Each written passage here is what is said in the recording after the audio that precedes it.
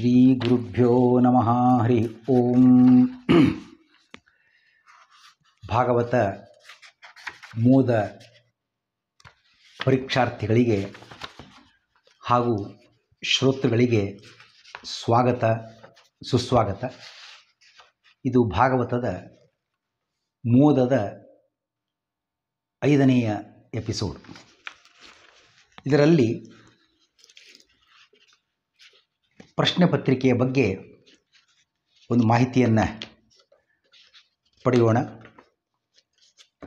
ಈಗಾಗಲೇ ತಾವೆಲ್ಲ ಗಮನಿಸಿದಂತೆ ಭಾಗವತ ಮೋದ, ಭಾಗವತ ಆಮೋದ, ಭಾಗವತ ಪ್ರಮೋದ ಅನ್ನುವ 3 ಹೆಸರಿನ ಪುಸ್ತಕಗಳು ಕ್ರಮವಾಗಿ ಭಾಗವತದ 1ನೆಯ, 2ನೆಯ, 3ನೆಯ ಸ್ಕಂಧದ ವಿಷಯಗಳನ್ನು ಪ್ರಶ್ನೋತ್ತರ ರೂಪದಲ್ಲಿ ಒಳಗೊಂಡಿರತಕ್ಕಂಥದ್ದು. ಪ್ರತಿಯೊಂದು ಪುಸ್ತಕದ ಕೊನೆಗೆ ಒಂದು ಮಾದರಿ ಪ್ರಶ್ನೆ ಪತ್ರಿಕೆ ಅಂತ ಕೊಡಲಾಗಿದೆ. ಅದು ಈಗ 3 ಸೇರಿ ಒಂದೇ ಪುಸ್ತಕವಾಗಿ ಹೊರಬರ್ತಾ ಇದೆ. ಅಲ್ಲಿಯೂ ಸಹಿತ ಒಂದೊಂದು ವಿಷಯ ಮುಗಿದ ಮೇಲೆ, ಅಂದರೆ ಭಾಗವತ ಮೋದ ಮುಗಿದ ಮೇಲೆ ಆ ಅಧ್ಯಯನದ ಪ್ರಶ್ನೆ ಪತ್ರಿಕೆಯ ಸ್ವರೂಪ, 2ನೆಯ ಭಾಗವತ ಆಮೋದದ ಕೊನೆಗೆ, ವಿಷಯದ ಕೊನೆಗೆ ಆ ಪ್ರಶ್ನೆ ಪತ್ರಿಕೆಯ ಸ್ವರೂಪ, ಮತ್ತು 3ನೆಯ ಪುಸ್ತಕದ ಕೊನೆಗೆ ಆ ವಿಷಯದ ಕೊನೆಯ ಭಾಗದಲ್ಲಿ ಆ ಪ್ರಶ್ನೆ ಪತ್ರಿಕೆಯ ಮಾದರಿಯನ್ನು ಕೊಡಲಾಗಿದೆ. ಈಗ ಭಾಗವತ ಮೋದದ ಪ್ರಶ್ನೆ ಪತ್ರಿಕೆಯ ಮಾದರಿಯನ್ನು ಸ್ವಲ್ಪ ಗಮನಕ್ಕೆ ತಂದುಕೊಳ್ಳೋಣ. ಇದು 60 ಅಂಕಗಳ ಒಂದು ಪ್ರಶ್ನೆ ಪತ್ರಿಕೆ. ಬರೀತಕ್ಕಂಥ ಅವಧಿ 90 ನಿಮಿಷ, 1.5 ಗಂಟೆ. ಅದರಲ್ಲಿ ಒಂದು ಪ್ರಾರಂಭ ಸೂಚನೆ ಇದೆ. 1, 2 ಮತ್ತು 3 ಈ ಪ್ರಶ್ನೆಗಳ ಉತ್ತರಗಳಲ್ಲಿ ತಿದ್ದುಪಡಿಗೆ ಮಾನ್ಯತೆ ಇರುವುದಿಲ್ಲ. ಇದು ನ್ಯೂ ಟೈಪ್ ಕ್ವಶನ್ಸ್ ಇರೋದರಿಂದ ಒಂದು ಶಬ್ದದಲ್ಲಿ ಅಥವಾ ABCD ಇದ್ದರೆ ಆ ಅಂಕಿಯನ್ನು ಸೂಚಿಸ್ತಕ್ಕಂಥ ಕ್ರಮದಲ್ಲಿ ಉತ್ತರವನ್ನು ಕೊಡ್ತಕ್ಕಂಥದ್ದಿದೆ ಇಲ್ಲಿ. ಹಾಗಾಗಿ ಮತ್ತೆ ಅಲ್ಲಿ ಚಿತ್ಕಾಟ್ ಆಗಬಾರ್ದು. ಒಮ್ಮೆಲೆ ಉತ್ತರ ಗುರುತಿಸುವಾಗ ಸ್ಪಷ್ಟವಾಗಿ ಸರಿಯಾಗಿ ಯೋಚನೆ ಮಾಡಿ ನಿರ್ಧಾರವನ್ನು ಆ ಮೂಲಕ ಪ್ರಕಟಿಸಬೇಕು. ಇಲ್ಲದರ ಅಂಕವನ್ನು ಕಳೆದ ಸಂದರ್ಭ ನಿರ್ಮಾಣ ಆಗ್ತದೆ. 1ನೇ ಪ್ರಶ್ನೆ ಬಹು ಆಯ್ಕೆಯ ಪ್ರಶ್ನೆಗಳು. ಈಗಾಗಲೇ ನಮಗೆಲ್ಲ ಮಾಹಿತಿ ಇರುವಂತೆ SLCಲೆಲ್ಲ ಬಂದಿರ್ತದೆ. ಇದು ಮಲ್ಟಿಪಲ್ ಚಾಯ್ಸ್ ಕ್ವಶನ್ಸ್ ಅಂತ. ಅಂದರೆ ಒಂದು ಪ್ರಶ್ನೆ, ಅದಕ್ಕೆ 4 ಉತ್ತರಗಳು, ಅದರಲ್ಲಿ 1 ಸರಿ ಉತ್ತರ, 3 ತಪ್ಪು ಉತ್ತರಗಳು. ಸರಿಯಾದದನ್ನು ಆರಿಸಿ ಆ ಪ್ರಶ್ನೆ ಸಂಖ್ಯೆಯ ಕ್ರಮವನ್ನು ಮತ್ತು 2 ಕೂಡ ಉತ್ತರವನ್ನು ಕೂಡ ಬರೀತಕ್ಕಂಥದ್ದುಂಟು. ಹಾಗೆ ಇಲ್ಲಿ ಉದಾಹರಣೆ ನೋಡುವಂತಾಗಿದ್ದರೆ 1ನೇ ಪ್ರಶ್ನೆಯಲ್ಲಿ ಬ್ರಹ್ಮರಾತರು ಅಂದರೆ ಯಾರು?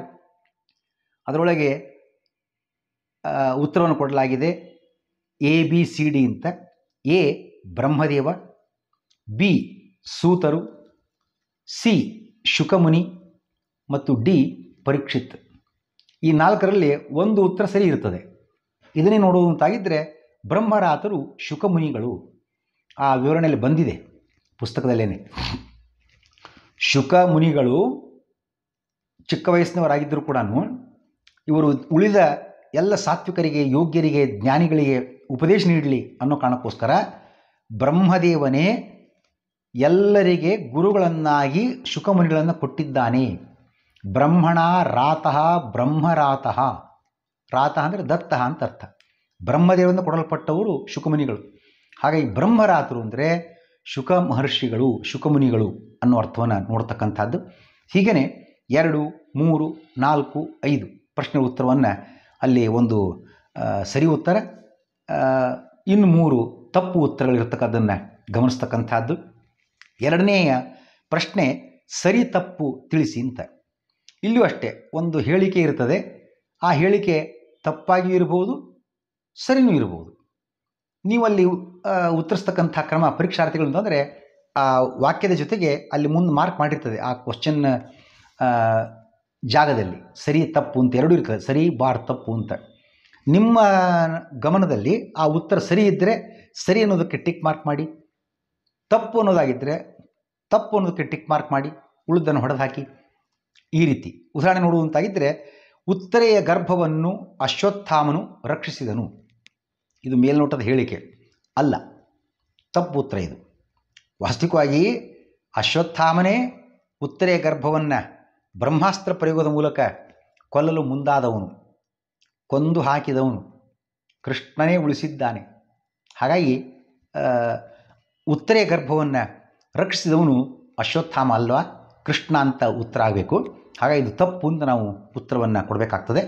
ಹಾಗೆ ಮುಂದಿನ ಪ್ರಶ್ನೆಗಳು 12, ಮುಂದಿನ 2, 3, 4, 5 ಆದಮೇಲೆ 6, 7, 8, 9, 10 ಅವುಗಳನ್ನು ಕೂಡ ಇದೇ ಹೇಳಿಕೆಯ ಮೂಲಕ ಚಿಂತನೆ ಮಾಡತಕ್ಕಂಥದ್ದು. 3ನೇ ಪ್ರಶ್ನೆ ಹೊಂದಿಸಿ ಬರೆಯಿರಿ ಅಂತಿದೆ.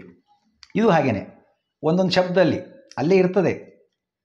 ಈ ಕಡೆಗೆ ಒಂದು ಪಟ್ಟಿಯಲ್ಲಿ ಒಂದು ಕಡೆಗೆ ಪ್ರಶ್ನೆಗಳ ರೂಪದ ಶಬ್ದಗಳು, ಅದರ ಮುಂದೆ ಉತ್ತರಗಳು ಬಹುಶಃ 1ನೇದಕ್ಕೆ 5ನೇದ್ದೋ 5ನೇದಕ್ಕೆ 1ನೇದ್ದೋ ಈ ಉತ್ತರಗಳಾಗಿರ್ತದೆ. ಈ ಉದಾಹರಣೆ ನೋಡುವಂತಾಗಿದ್ದರೆ, ಕಷ್ಟ ಬೇಡಿದವರು ಪ್ರಶ್ನೆ ಕೇಳಲಾಗಿದೆ. ಅದಕ್ಕೆ ಉತ್ತರ ಇಲ್ಲಿ ಶುಕಮುನಿಗಳು, ವೇದವ್ಯಾಸರು, ಶೃಂಗಿ, ಪರೀಕ್ಷಿತ್, ಕುಂತಿ 5 ಉತ್ತರ ಕೊಡಲಾಗಿದೆ. ಯಾಕೆ 5 ಪ್ರಶ್ನೆಗಳಿವೆ ಇಲ್ಲಿ. ಅದಕ್ಕೆ ಸರಿಯಾದ ಉತ್ತರ ಇಲ್ಲಿ 1ನೇದಕ್ಕೆ ಕುಂತಿ ಅಂತಕ್ಕಂಥದ್ದಾಗಬೇಕು. ಏಕೆ ಕಷ್ಟ ಬೇಡ್ಕೊಂಡು ಕುಂತಿ, ವಿಪದ ಸಂತುನ ಶಾಶ್ವತ ಅಂತ, ಎಲ್ಲ ಕಡೆ ಕಷ್ಟವನ್ನು ಕೊಡು ಭಗವಂತ ಮತ್ತೆ ಮತ್ತೆ ನಮಗೆ ಅಂತ ಕೇಳಿದ್ದಾಳಂತೆ. ಯಾಕೆ? ಭಗವಂತನ ದರ್ಶನಕ್ಕಾಗಿ ಅದು ಅವಕಾಶ ಆಗಿಕೊಡ್ತದೆ. ಸುಖ ಇದ್ದರೆ, ಆನಂದವಾಗಿದ್ದರೆ ದೇವ್ರ ನೆನಪಾಗೋದೇ ಅಲ್ಲ, ಮರ್ತೇ ಹೋಗ್ತಾನೆ ದೇವರು. ಏನೋ ದುಃಖ ಬಂದಾಗ, ಚಿಂತೆ ಬಂದಾಗ, ತ್ರಾಸು ಬಂದಾಗ, ಅಡಚಣೆ ಬಂದಾಗ, ಅನುವು ಬಂದಾಗ, ಆಪತ್ತು ಬಂದಾಗ, ವಿಪತ್ತು ಬಂದಾಗ ಮಂತ್ರಾಲಯಕ್ಕಾದ್ರೂ ಹೋಗೋಣ, ತಿರುಪತಿಗಾದರೂ ಹೋಗೋಣ, ದೇವರ ದರ್ಶನ ಮಾಡೋಣ, ಒಂದಷ್ಟು ಪಾಪ ಕಳೆದೀತು, ದುಃಖ ಕಡಿಮೆ ಆದೀತು. ಹಾಗಾಗಿ ಮತ್ತೆ ಮತ್ತೆ ಕಷ್ಟ ಬರ್ತಿರಲಿ ಅಂತ ಕೇಳಿಲ್ಲಂತೆ. ಐತಿಹಾಸಿಕ ಮಹಿಳೆ ಕುಂತಿ ಯಾರೂ ದೇವರ ತಿಂದ ಕಷ್ಟವನ್ನು ಕೇಳಿದವರಲ್ಲ. ನಾವು ದೇವ್ರನ್ನ ಬೇಡ್ಕೊಳ್ಳೋದೇ ಕಷ್ಟ ಪರಿಹಾರಕ್ಕೋಸ್ಕರ. ಕಷ್ಟ ನಮಗೆ ಸಾಕಷ್ಟಿದೆ, ಮತ್ತಿನ್ನು ಬೇಡ ಪಡ್ಕೋಬೇಕಾಗಿಲ್ಲ, ಇರೋ ಕಷ್ಟವನ್ನು ಪರಿಹಾರ ತೊಳ್ಕೊಬೇಕಾಗಿದೆ. ಹಾಗೆ ನಾವು ದೇವ್ರ ಹತ್ರ ಕಷ್ಟ ಪರಿಹಾರವನ್ನು ಬೇಡತಕ್ಕಂಥವ್ರು ವಿನಃ ಕಷ್ಟ ಬೇಡತಕ್ಕಂಥವ್ರು ಅಲ್ಲವೇ ಅಲ್ಲ. ಈ ಹಿನ್ನೆಲೆಯಲ್ಲಿ ಕುಂತಿಯ ಸ್ಥಾನಮಾನ ಅತ್ಯಂತ ಮಹತ್ವಪೂರ್ಣವಾಗಿರ್ತಕ್ಕಂಥದ್ದು. ಹಾಗಾಗಿ ಕಷ್ಟ ಬೇಡಿದವರು ಅನ್ನೋ ಪ್ರಶ್ನೆಗೆ ಉತ್ತರವನ್ನು ನಾವಲ್ಲಿ ಕುಂತಿ ಅಂತಕ್ಕಂಥ ಉತ್ತರವನ್ನು ನೋಡ್ತಕ್ಕಂಥದ್ದು. ಮುಂದಿನ ಪ್ರಶ್ನೆ 4ನೇದು ಬಿಟ್ಟ ಸ್ಥಳ ತುಂಬಿರಿ ಅಂತ ಇರತಕ್ಕಂಥದ್ದು. ಇದು 1ನೆಯ ಪುಸ್ತಕ ಅಂದರೆ ಭಾಗವತ ಮೂಲದವರಿಗೆ 3 ಶ್ಲೋಕಗಳನ್ನು ಕಂಠಪಾಠಕ್ಕಾಗಿ ಅಂದರೆ ಬೈಹಾರ್ಟ್ ಮಾಡಿ ಬರೆಯುವುದಕ್ಕೆ ನಿಗದಿಪಡಿಸಲಾಗಿದೆ. ಇದನ್ನು ಆಸಕ್ತರು ಬರೀಬೋದು, ಒತ್ತಾಯ ಏನೂ ಇಲ್ಲ. ಬರೀಲಿಕ್ಕೆ ಆಸಕ್ತಿ ಇಲ್ಲದೇ ಇರತಕ್ಕಂಥವ್ರು ಬಿಡಬಹುದು. ಬರೀತಕ್ಕಂಥವ್ರಿಗೆ ಒಂದು ಮಾರ್ಗದರ್ಶನ. ಪ್ರಾರಂಭದ 3 ಶ್ಲೋಕ ಅಂತ ಹೇಳಿದೆ ನಾನು. 1 ಭಾಗವತದ ಮಂಗಲ ಪದ್ಯ, ಈಗಾಗಲೇ ನಮಗೆಲ್ಲ ತಿಳಿದಿರುವಂತೆ ಜನ್ಮಾದ್ಯಸ್ಯೇತಃ ಅಂತ ಬರ್ತದೆ, ಅದೊಂದು ಶ್ಲೋಕ. ಹಾಗೆಯೇ ನಿನ್ನೆ ನಾವು ಅಭ್ಯಾಸ ಮಾಡಿದ ಭಾಗವತ ತಾತ್ಪರ್ಯದ ಶ್ರೀ ಮಧ್ವಾಚಾರ್ಯ ಬರೆಯತಕ್ಕಂತಹ ಅವರ ಗ್ರಂಥದ ಭಾಗವತ ತಾತ್ಪರ್ಯ ನಿರ್ಣಯದ ಮಂಗಲ ಪದ್ಯ ಸೃಷ್ಟಿಸ್ಥಿತ್ಯಪ್ಯೇಯ ಅಂತ ಬರ್ತದೆ. ಇನ್ನೊಂದು ಪದ್ಮಪುರಾಣದ ಭಾಗವತ ಮಹಿಮೆಯನ್ನು ಹೇಳ್ತಕ್ಕಂಥ ಗ್ರಂಥ ಪದ್ಮಪುರಾಣ, ಅದರ ಪ್ರಾರಂಭದ್ದು ಪದ್ಮಪುರಾಣದ ಪ್ರಾರಂಭದ ಶ್ಲೋಕವನ್ನು ಕೂಡ ಇಲ್ಲಿ ಕಂಠಪಾಠಕ್ಕಾಗಿ ನಿಗದಿಪಡಿಸಲಾಗಿದೆ. ಸಚ್ಚಿದಾನಂದ ರೂಪಾಯ ಅಂತಲ್ಲಿ ಬರ್ತದೆ. ಈ 3 ಶ್ಲೋಕಗಳನ್ನು ನಾವು ಕಂಠಪಾಠಕ್ಕಾಗಿ ಅಧ್ಯಯನ ಮಾಡಿಕೊಂಡು ಬರುವ ಪ್ರಶ್ನೆಗಳನ್ನು ಉತ್ತರಿಸಬೇಕಾಗಿದೆ. ಅದಾದ ನಂತರ 5ನೆಯ ಪ್ರಶ್ನೆ 1 ವಾಕ್ಯದಲ್ಲಿ ಉತ್ತರಿಸಿರಿ. ಅದು ಸ್ವಲ್ಪ ಶಾರ್ಟ್ ಆನ್ಸರ್ ಅನ್ನೋ ಅರ್ಥ. ಒಂದೇ ಸಾಲಿನ ಪ್ರಶ್ನೆ ಇರ್ತದೆ, ಸಣ್ಣ ಪ್ರಶ್ನೆ ಇರ್ತದೆ, ಒಂದೇ ಸಾಲಿನ ಉತ್ತರ. ಅಂಥದ್ದು ಏನಿದು ತಾಪತ್ರಯ? ತಾಪತ್ರಯ ಅಂದರೆ ಏನು? 3: ಆಧ್ಯಾತ್ಮಿಕ, ಆದಿಭೌತಿಕ, ಆದಿದೈವಿಕ. ಈ 3 ತರಹದ ತಾಪಗಳಿಗೆ ತಾಪತ್ರಯ ಅಂತ ಹೆಸರು. ಮುಗಿತು ಉತ್ತರ.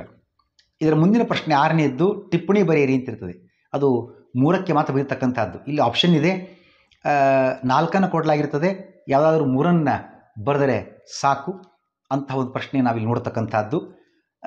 ಅದರ ಮುಂದಿನ ಪ್ರಶ್ನೆ ವಿವರಣೆ ಮಾಡತಕ್ಕಂಥದ್ದು. ಈ ಟಿಪ್ಪಣಿಗಿಂತ ಮತ್ತೊಂದು 2 ಸಾಲು ವಿವರಣೆ ಹೆಚ್ಚನ್ನು ಬೇಡತಕ್ಕಂಥದ್ದು. ಅದು 4 ಬರೀಬೇಕು. ಅಲ್ಲೇ ನಿಮಗೆ 5 ಕೊಟ್ಟಿರ್ತಾರೆ, 1 ಬಿಡಲಿಕ್ಕೆ ಅವಕಾಶ ಇದೆ. ಕೊನೆಯದಾಗಿ 8ನೆಯ ಪ್ರಶ್ನೆ ವಿಶೇಷಾಂಶ ವಿವರಿಸಿರಿ. ಇದನ್ನು ಪಾಠ ಹೇಳುವಾಗಲೇ ಅದರ ಮಾಹಿತಿ ನಾವು ಪಡ್ಕೊಂಡದ್ದಾಗಿದೆ. ಯಾವುದೇ ಒಂದು ಶ್ಲೋಕಕ್ಕೆ ಸಾರಾಂಶ, ವಿಶೇಷಾಂಶ ಅಂತ. ಸಾರಾಂಶ ಸಾಮಾನ್ಯ ಸಂಗತಿ, ವಿಶೇಷಾಂಶ ವಿಶೇಷವಾದ ಅಂಶಗಳೇನು ಅಂತ ಅದರ ವಿವರಣೆ. ಇಲ್ಲೂ ಕೂಡ 3 ಪ್ರಶ್ನೆಗಳಿವೆ. ಇದರಲ್ಲಿ 2 ಬರಲಿಕ್ಕೆ ಅವಕಾಶ ಇದೆ. ಈ ರೀತಿಯಾಗಿ ಪ್ರಶ್ನೆ ಪತ್ರಿಕೆ ಸ್ವರೂಪವನ್ನು ನಾವು ತಿಳ್ಕೊಳ್ಳೋಣ. ಇನ್ನಷ್ಟು ವಿವರಣೆಯನ್ನು ಮುಂದಿನ ಪಾಠದಲ್ಲಿ ನೋಡೋಣ. ಶ್ರೀಕೃಷ್ಣಾರ್ಪಣಮಸ್ತು.